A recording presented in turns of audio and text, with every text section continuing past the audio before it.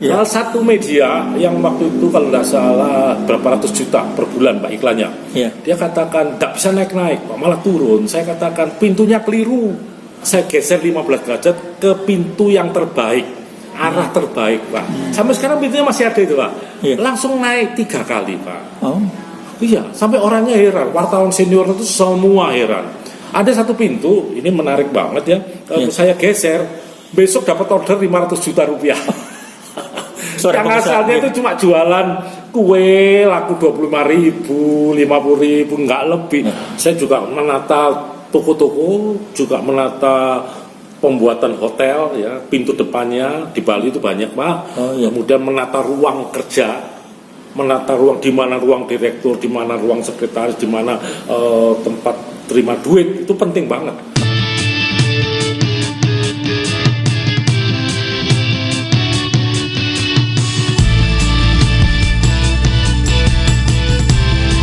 Feng Shui itu bisa nggak Pak untuk menghindari musibah misalkan? Bisa. Bisa ya? Bisa. Bisa dicontohkan Pak? Bisa Pak. Bisa. Karena begini Pak, yang saya katakan, saya tidak ilmu ini bisa membaca macam-macam. Musibah begini Pak, misalnya tahun depan Anda dibohongi, saya akan coba katakan hati-hati dengan orang-orang yang membohongi Anda. Ada orang punya sifat Pak, yang kadang-kadang itu mintanya dipuji. Ya. Begitu ketemu orang yang dipuji, wah tuh ayo pasti ini. Nah, kenapa? Nah saya beritahu hati-hati dengan Anda sudah berapa kali? Pak saya sudah selama hidup saya dibohongi orang 7 kali, kenapa kok masih mau ke 8 kali? Itu ketemu Pak. Sangat ketemu. Jadi sebenarnya kita membantu bagaimana mereka itu jangan sampai sudah kerja keras ya untuk bisa mendapatkan hasil yang cukup, kemudian dibohongi kan kasihan.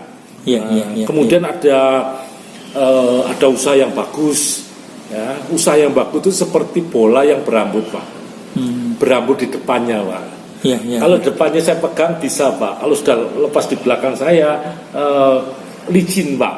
Nah jadi harus siap-siap dong. Harus siap pada waktu dia memegang rambut sudah siap. Nah, repotnya orang-orang itu kebanyakan pengusaha itu tidak siap.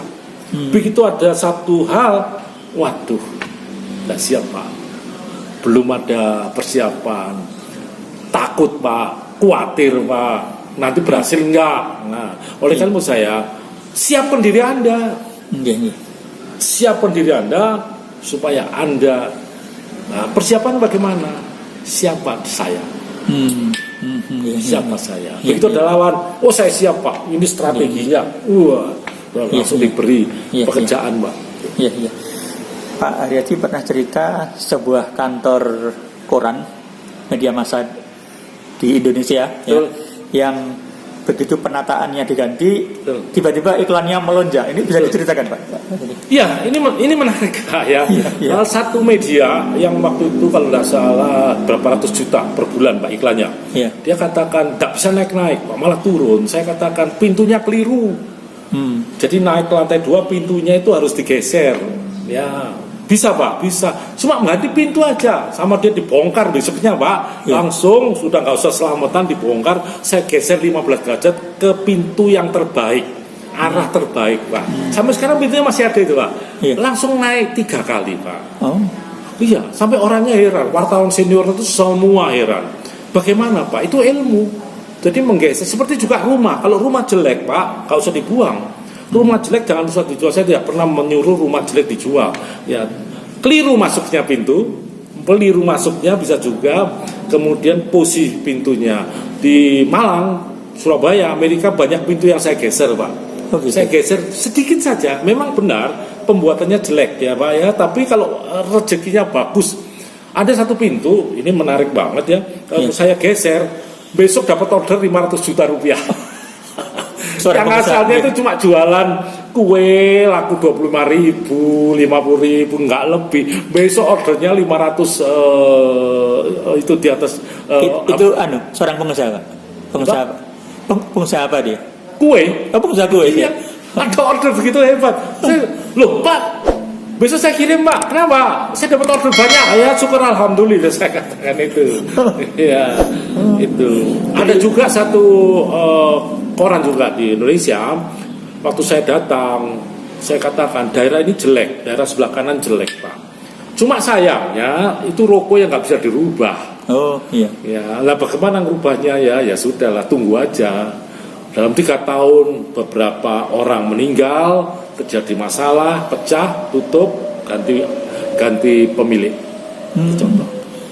Oh. Pernah juga saya di satu penerbitan Surabaya, Surabaya ada satu ruangan, ya ruangan tinggi sekali di lantai ke-23. Lantai 23 yang di depannya menara telekomunikasi. Iya. Itu kosong, nggak pernah laku Pak. Oh. Setiap kali masuk situ pemiliknya jatuh patah. Oh. Yang kedua ganti, ini koran semua Mbak ya. Yang kedua ganti, ternyata duitnya dibawa lari orang. Yang ketiga orang-orangnya itu lari semua Pak. Terus akhirnya nggak ada yang mau. Saya katakan kenapa? Ternyata di situ ada energi jelek masuk ke situ Pak. Termasuk pemancarnya itu, pemancar tinggi besar itu ternyata nyorotnya ke ruangan itu Pak. Nah itu contoh. Itu jadi energi jelek ya. Betul, energi jelek. Dan begitu diubah gimana Pak? Ya. Nah waktu itu tidak minta dirubah. Saya cuma ditanya bagaimana Pak? Jelek sudah jangan diambil. Jangan diambil ruangan ini. Oh, dia mau beli itu ya? Iya, yang membeli jangan diambil. Ya sudah selesai. Atau sekarang masih dipakai, saya malah hualam. Saya nggak tahu, saya nggak ikut. Iya. Oh gitu. Jadi untuk kepentingan bisnis sangat banyak Pak ya? Sangat banyak Pak. Saya juga menata toko-toko, juga menata pembuatan hotel ya, pintu depannya di Bali itu banyak Pak. Kemudian menata ruang kerja, menata ruang di mana ruang direktur, di mana ruang sekretaris, di mana tempat terima duit, itu penting banget. Toko juga begitu. Meskipun tokonya kecil, rumahnya kecil, tetap ada satu hal yang menarik ya di posisi di Lawang. Dia itu seorang ibu di Lawang Malang ya. Lawang sini, ibu SD. Suaminya setiap pagi jualan makanan ringan, naik sepeda motor dikasih itu dari bambu. Grobyok apa ya. Nah, sekarang Pak, setiap sewa beli kontrak tanya saya Pak, sekarang 6 rukonya, yang SD waktu itu saya ngatasi bagaimana 6 ini belajar komputer, belajar pembukuan. Jadi lulusan SD belajar komputer, jadi dia tinggal di rumah ini berapa dia hanya kerja di rumah dan sekarang punya 6 toko. 6 toko. Yang dulunya itu cuma naik sepeda motor kirim ke gunung-gunung Pak. Bagaimana yang jual itu berapa? Tiap kali datang saya tanya, kamu percaya? Ya suruh coba. Pintunya dirubah, rumahnya diperbaiki. Saya datang ke rumahnya, saya perbaiki sedikit. Rumah kecil ya. Rumahnya cuma nggak sampai 60 meter. Persegi, sekarang sudah punya mangrong gitu ya. Kalau kesini yang bawa makanan khas Lawang katanya.